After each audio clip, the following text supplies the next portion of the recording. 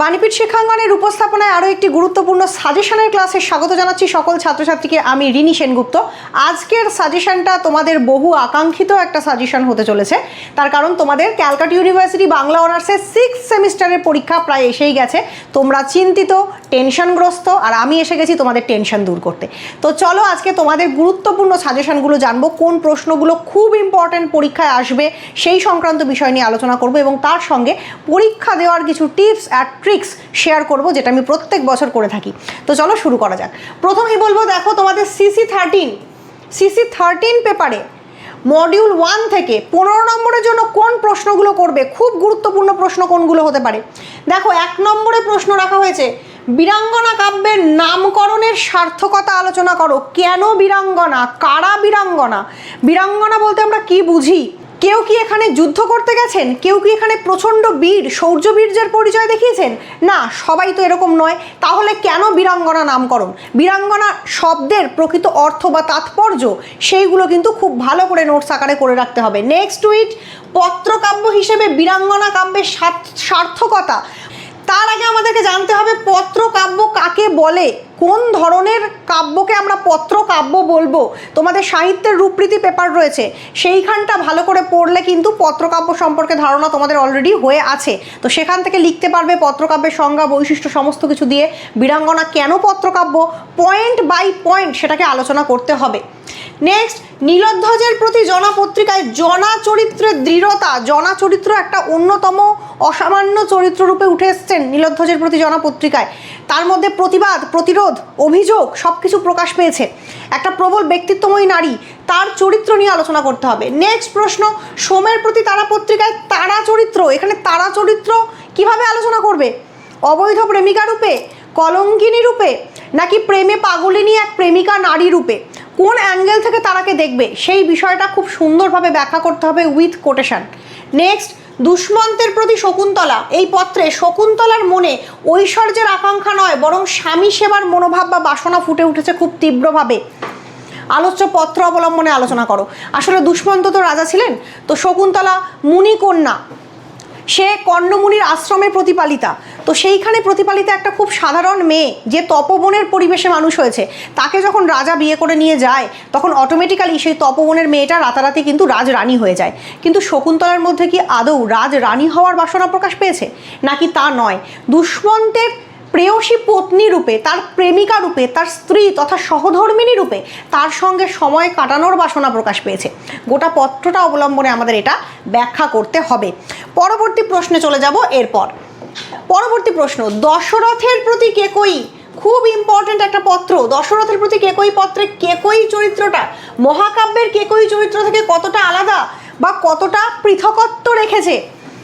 তো মহাকাব্য রামায়ণে আমরা একরকমভাবে কেকয়ী চরিত্র দেখেছি, সেখানে কিন্তু বেশিরভাগ ক্ষেত্রে নামটাও আমরা কৈকেয়ী বলে জানি, কেকয়ী বলে জানি না। এখানে মাইকেল মধুসূদন কেকয়ী রূপে সেই একই চরিত্রকে অঙ্কন করেছেন, এবং এখানে তিনি দেখাচ্ছেন যে এই কেকয়ী চরিত্র রামায়ণের কেকয়ীর থেকে কতটা আলাদা হয়ে উঠেছে, তার মধ্যে কোন ধরনের ভাবমাধুর্য ফুটে উঠেছে, সেটার তুলনামূলক আলোচনা কিন্তু একটা করতে হবে।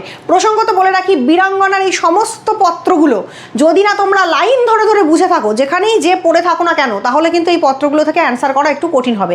কারণ বীরাঙ্গনার এই জায়গাটা বেশ কঠিন, বেশ জটিল, এবং খুব ভালো করে লাইন ধরে ধরে প্রত্যেকটা বিষয় না বুঝলে এই জায়গাটা খুব ভালো করে কিন্তু অতিক্রম করা যাবে না। আর 2 নম্বর কথা হচ্ছে, এই জায়গাটা জানতে গেলে বা ভালো করে অ্যান্সার লিখতে গেলে ভারতীয় পুরাণ, রামায়ণ, মহাভারত, বিভিন্ন পৌরাণিক কাহিনী, বিভিন্ন পৌরাণিক চরিত্র এবং তাদের স্বভাব বৈশিষ্ট্য সম্পর্কে একটু নলেজ রাখার দরকার আছে। তো আশা করছি তোমরা সেইভাবে করে প্রিপারেশন নিয়েছো এবং এই জায়গাটা খুব ভালো করে তোমরা লিখতে পারবে। তো চলো এরপর চলে যাব নেক্সট জায়গায়। তো পরবর্তী মডিউলে যাওয়ার আগে একটা গুরুত্বপূর্ণ কথা বলে রাখি, তোমরা যারা 7th সেমিস্টার থেকে চিন্তা করছো যে কোনো ভালো জায়গায় কোনো ভালো গাইডেন্স নিয়ে নিজের অনার্স পড়ার অভিজ্ঞতাটাকে আরও সুন্দর করে তুলবে, তাদের জন্য বাণীপীঠ শিক্ষাঙ্গনের তরফ থেকে কিন্তু অ্যাডমিশন চলছে। তোমাদের জন্য আমাদের 7th সেমিস্টারের অ্যাডমিশন ওপেন হয়ে গেছে। যাদের মনে হচ্ছে তোমরা ভালো কোনো গাইডেন্স নিয়ে পড়াশুনো করতে চাও, প্রত্যেকটা বিষয় লাইন ধরে ধরে বুঝতে চাও, যে বিষয়টা যেমনভাবে বোঝা প্রয়োজন সেই বিষয়টা তেমনভাবে বোঝার ক্লাস করতে চাও, প্লাস সাজেশন ওয়াইজ প্রত্যেকটা বিষয়ের গুরুত্বপূর্ণ নোটস পেতে চাও, তাদের জন্য বলবো নিচে দেওয়া নাম্বারে কন্ট্যাক্ট করে অবশ্যই ভর্তি হয়ে যাও বাণীপীঠ শিক্ষাঙ্গনে। কারণ বর্তমানে সমগ্র ওয়েস্ট বেঙ্গলের প্রায় 100টিরও বেশি কলেজ থেকে স্টুডেন্টরা আমাদের সঙ্গে ক্লাস করছে এবং আমাদের সঙ্গে অনলাইন অফলাইন মোডে যুক্ত আছে। আমাদের অফলাইন সেন্টার আছে হাওড়া জেলার জগৎবল্লভপুরে এবং কলকাতার কলেজ স্ট্রিটে। এছাড়া অনলাইনে আমাদের সঙ্গে গোটা ওয়েস্ট বেঙ্গলের বিভিন্ন জায়গা থেকে স্টুডেন্টরা যুক্ত আছে এবং তারা কিন্তু খুব ভালোভাবেই ক্লাস করছে। তো তোমরাও যারা ক্লাস করতে চাইছো আমাদের সঙ্গে সরাসরি আমার কাছ থেকে পড়াশুনো বুঝতে চাইছো, তারা অবশ্যই নিচে দেওয়া নাম্বারে কন্ট্যাক্ট করে 7th সেমিস্টারের জন্য নাম লেখানো শুরু করে দাও। অলরেডি প্রচুর কলস আসছে, যারা ফোন করছো, যারা শেষ মুহূর্তে হেল্প চাইছো, গাইডেন্স চাইছো, তাদেরকে বলবো সেমিস্টারের শুরু থেকে ভর্তি হও। এইভাবে পরীক্ষার 15 দিন আগে গাইডেন্স চাইলে আমার পক্ষে গাইড করা পসিবল হয় না।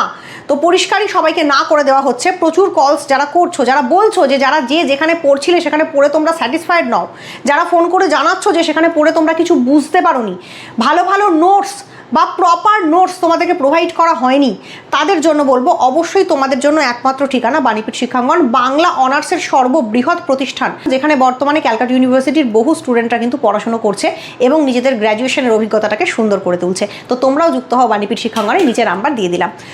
তো এটাই কিন্তু তোমাদের এই সেশনে বাণীপীঠ শিক্ষাঙ্গনে যুক্ত হওয়ার শেষ সুযোগ, কারণ 8th সেমিস্টারে অ্যাডমিশন নাও নেওয়া হতে পারে, 7th সেমিস্টার পর্যন্তই লাস্ট অ্যাডমিশন নেওয়া হবে। তো যারা মনে করছো শেষ ইয়ার ভালো করে পড়তে চাইছো তারা অবশ্যই যুক্ত হয়ে যাও। আর যারা জুন মাসের 15 তারিখের মধ্যে অ্যাডমিশন নিয়ে নেবে তাদের জন্য ফিজে একটা ছাড় থাকছে। এরপর যারা জুন মাসের 15 তারিখের পর ভর্তি হবে তারা কিন্তু ফিজে আর কোনো রকম ছাড় পাবে না, তাদের জন্য ফিজটা একটু বেশি হবে। তো যারা চাইছো অ্যাডমিশন নিতে, বলবো জুন মাসের 15 তারিখের মধ্যে অ্যাডমিশন নিয়ে নাও, তাহলে কিন্তু তোমরা খুব ন্যূনতম একটা ফিজের বিনিময়ে ভর্তি হতে পারবে বাণীপীঠ শিক্ষাঙ্গনের মতো প্রতিষ্ঠানে। তো চলো এবার পরবর্তী মডিউলে চলে যাওয়া যাক। পরবর্তী মডিউলে রয়েছে কাজী নজরুল ইসলামের কবিতা আর রবীন্দ্রনাথ ঠাকুরের কবিতা। দেখবে দুটোর মধ্যে অপশান আছে, তার মধ্যে থেকে আমি বেছে বেছে কিছু সাজেশন দিচ্ছি যেগুলো খুব ইম্পর্টেন্ট। 1 নম্বর প্রশ্ন, নজরুল ইসলামের দারিদ্র কবিতাটায়, সেই কবিতাটা অবলম্বনে কবির যন্ত্রণাদগ্ধ হৃদয়ের ছবি বর্ণনা করো। দারিদ্র কত কঠিন, দারিদ্র মানুষকে কোন কোন খারাপ অবস্থার মধ্যে ফেলতে পারে, দারিদ্র কত ভয়ঙ্কর একটা সিচুয়েশন বা সিস্টেম, সেইটা কবি এখানে দারিদ্র কবিতায় ব্যক্ত করেছেন বা পরিষ্কারভাবে ব্যাখ্যা করেছেন, সেটা এখানে ব্যাখ্যা করার কথা বলা হচ্ছে। নেক্সট, বিদ্রোহী কবিতা অবলম্বনে কবির বিদ্রোহী মনোভাবের পরিচয় দাও। আমরা সবাই জানি কাজী নজরুল ইসলামকে বাংলা সাহিত্যে বিদ্রোহী কবি রূপেই আমরা চিনি বা জানি। তো কেন এই বিদ্রোহ, কিসের বিরুদ্ধে বিদ্রোহ? আমরা জানি কাজী নজরুল ইসলাম কিন্তু বরাবরই এমন একজন মানুষ ছিলেন যিনি সমাজের লাঞ্ছনা, বঞ্চনা, অপমান, অভাব, অভিযোগ, উচ্চবিত্ত শ্রেণী কর্তৃক করা নিম্নবিত্ত শ্রেণীর ওপর অত্যাচার, এই সমস্ত কিছুর বিরুদ্ধে প্রতিবাদ করেছেন। সেই প্রতিবাদের বাণীই কিন্তু বিদ্রোহী কবিতায় ভিন্ন ভিন্নভাবে ভিন্ন ভিন্ন রসের সমাহারে প্রতিষ্ঠিত হয়েছে বা প্রকাশিত হয়েছে। তো সেটা তোমাদেরকে ভালোভাবে লিখতে হবে। নেক্সট, পথের দিশা, এই কবিতা অবলম্বনে কবি নতুন পথের কিভাবে দিশা দেখিয়েছেন বা নতুন পথের যে দিশা দেখাতে চেয়েছেন সেটা নিজের ভাষায় লেখো, অথবা পথের দিশা অবলম্বনে তৎকালীন সময়ের যে সামাজিক অবক্ষয়ের চিত্র কবি তুলে ধরেছেন সেটা নিজের ভাষায় লেখো। প্রসঙ্গত অগ্রদূতের পরিচয় দাও, এটা খুব গুরুত্বপূর্ণ। এরপর চলে যাব পরবর্তী প্রশ্নে। পরবর্তী প্রশ্ন হচ্ছে, শুধু বিদ্রোহী নয়, বধূবরণ কবিতা অবলম্বনে নজরুলের রোম্যান্টিক মনের বা কবি মানসিকতার পরিচয় দাও। এইটা একটা খুব গুরুত্বপূর্ণ প্রশ্ন, কেননা বেশিরভাগ ক্ষেত্রে দেখবে বেশিরভাগ জায়গায় নজরুল ইসলামকে বিদ্রোহী কবি রূপে পরিচিত করানো হয়। বিদ্রোহী কবি বলেই যেন তার একটা পরিচয় তৈরি হয়ে গেছে, কিন্তু প্রকৃতপক্ষে নজরুল কি শুধুই বিদ্রোহী কবি ছিলেন? তিনি কি শুধুই বিদ্রোহের লেখা লিখেছেন? তা হয়তো নয়। নজরুলের লেখার মধ্যে আমরা ছোট বাচ্চাদের শিশু মনস্তত্ত্ব অপূর্বভাবে ফুটে উঠতে দেখি। নজরুলের রচনায় আমরা রোম্যান্টিক কবিসত্তার বহিঃপ্রকাশ দেখি। নজরুলের গানে বা তিনি যে গীতি কবিতাগুলো লিখেছেন সেখানে আমরা সুরের অলৌকিক জাদু স্পর্শ দেখতে পাই। সেই জায়গা থেকে তাকে বোধহয় শুধু বিদ্রোহী কবি বলা ঠিক না। সেরকমই একটা কবিতা তোমাদের পাঠ্য আছে, কবিতার নাম বধূবরণ। সেই কবিতা অবলম্বনে নজরুলের রোম্যান্টিক মানসিকতার পরিচয় কিন্তু দিতে হবে। নেক্সট চলে যাব পরবর্তী প্রশ্নে। পরবর্তী প্রশ্ন হচ্ছে, সুভাষ মুখোপাধ্যায়ের বধূ, এই বধূ কবিতার একটি রসগ্রাহী আলোচনা বা রসগ্রাহী মূল্যায়ন করো। প্রসঙ্গত রবীন্দ্রনাথের বধূর সঙ্গে সুভাষ মুখোপাধ্যায়ের বধূ তুলনামূলক আলোচনা আসতেই পারে।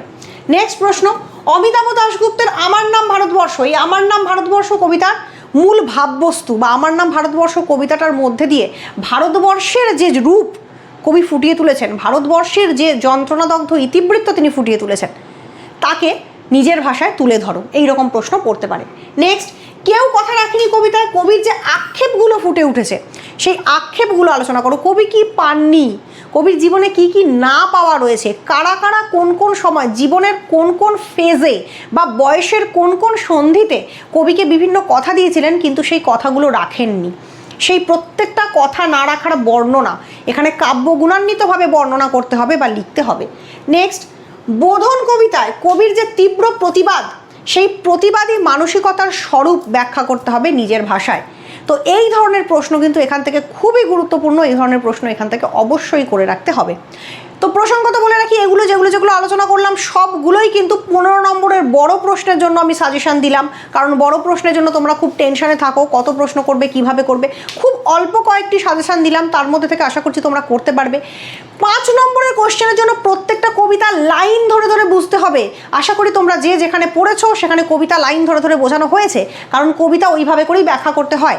আমি কিন্তু আমার স্টুডেন্টদেরকে প্রত্যেকটা কবিতা লাইন ধরে ধরে বুঝিয়েছি, সেই কারণে তারা নিজেরাই এখন লাইনের ব্যাখ্যা লিখতে পারছে খুব সহজ সরলভাবে। তো তোমরাও আশা করছি লাইনের ব্যাখ্যা লিখতে পারবে। তো সেখান থেকে লাইন তুলে প্রশ্ন আসবে, তার জন্য প্রস্তুত থাকবে। সেই জন্য 5 নম্বরের প্রশ্নের জন্য আমি বিশেষ কোনো সাজেশন দিলাম না। তো 5 নম্বরের কিছু মডেল কোশ্চেন বা ইম্পর্টেন্ট প্রশ্ন কি হতে পারে সেগুলো সাজেশন আমি তাদেরকে দিয়েছি যারা আমার কাছে অলরেডি যুক্ত হয়ে অনলাইন অফলাইনে পড়ছে। তো তারা সাজেশন পেয়েছে, সেই সাজেশনগুলোর জন্য কিন্তু আমার কাছে সরাসরি ব্যক্তিগতভাবে ভর্তি হতে হবে। তো আজকের সাজেশনের ক্লাসটা এই পর্যন্ত। আশা করছি তোমাদের পরীক্ষা খুব ভালো হবে, খুব ভালো করে পরীক্ষা দাও। আর অবশ্যই 7th সেমিস্টার থেকে যদি মনে করো ভালো গাইডেন্স দরকার এবং আরও উন্নত মানের পড়াশুনো করতে চাইছো তাহলে যুক্ত হও বাণীপীঠ শিক্ষাঙ্গনের সঙ্গে। আজকের ক্লাসটা এখানেই শেষ করছি, ধন্যবাদ।